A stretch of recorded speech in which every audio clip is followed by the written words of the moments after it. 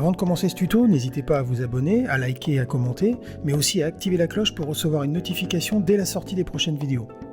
N'oubliez pas que la chaîne a besoin de vous, alors n'hésitez pas, si vous le pouvez, à nous soutenir en cliquant sur le lien donation dans la description de cette vidéo. Merci à toutes et tous par avance. Bonjour à toutes et tous, je vois très souvent des utilisateurs de Logic dupliquer, jongler avec des tas de fichiers pour pouvoir travailler dessus, mais aussi les transmettre à d'autres personnes. Alors plutôt que de dupliquer physiquement votre projet, pourquoi ne pas utiliser la fonction alternative de projet? Alors cette fonction, vous la retrouverez juste ici dans le menu Fichier, Alternative de projet. C'est grâce à elle que vous pourrez sans effort travailler sur une version spécifique de votre projet, et ce sans jamais toucher à la version originale.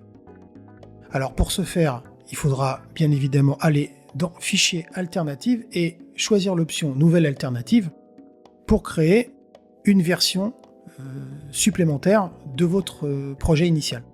Alors ici j'en ai déjà deux qui ont été créés, donc je vais laisser Logic incrémenter et me créer une troisième alternative de projet. Je vais valider et on voit immédiatement que Logic m'a créé une version dupliquée de mon projet initial et l'a incrémenté pour me dire que, eh bien ici me faire signifier que j'ai trois versions différentes d'alternatives de projet basées sur mon projet initial.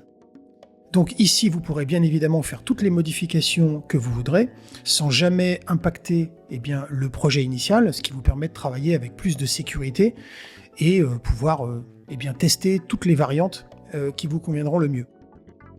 Alors, pour passer d'une version à une autre, ce sera également très simple, il suffira de retourner ici dans le menu Fichier, de retourner dans Alternative de projet, et on voit ici que mes trois variantes sont présentes et que la petite coche correspond en fait au projet qui est déjà loadé à l'écran.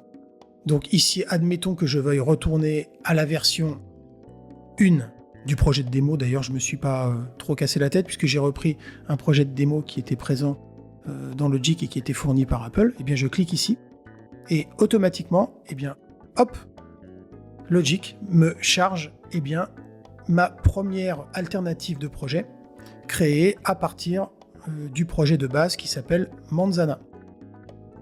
Bien évidemment, ça ne se limite pas à cette seule possibilité, puisque si vous retournez dans le menu Fichier, Alternative de projet, vous allez voir que vous pourrez même gérer les alternatives de projets qui auront été créées dans votre projet, justement. Ici, vous pourrez avoir la possibilité de choisir deux options distinctes, comme renommer une alternative de projet, ou tout simplement la supprimer. Admettons que je veuille supprimer ma deuxième alternative, je la sélectionne, je clique sur retirer. On me demande si je souhaite vraiment supprimer parce que les actions sont irréversibles. Donc une fois que ce sera supprimé, ça disparaîtra définitivement. Et voilà, on voit que j'ai pu gérer mes alternatives disponibles dans mon projet.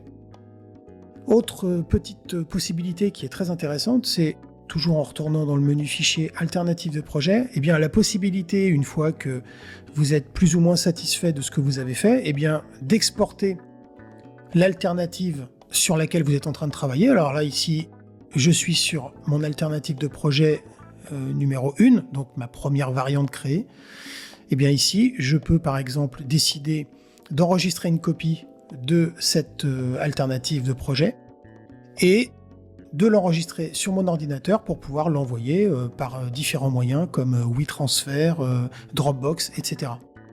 Ça me permettra de conserver mon projet initial avec toutes ces variantes et de n'envoyer que ce qui me semble bon à transmettre à de futurs collaborateurs ou des personnes qui pourraient par exemple m'aider à faire un mix ou un mastering du projet en cours. Voilà pour ce tout petit tuto, j'espère qu'il vous aura plu et je vous dis à très bientôt pour un nouveau tuto.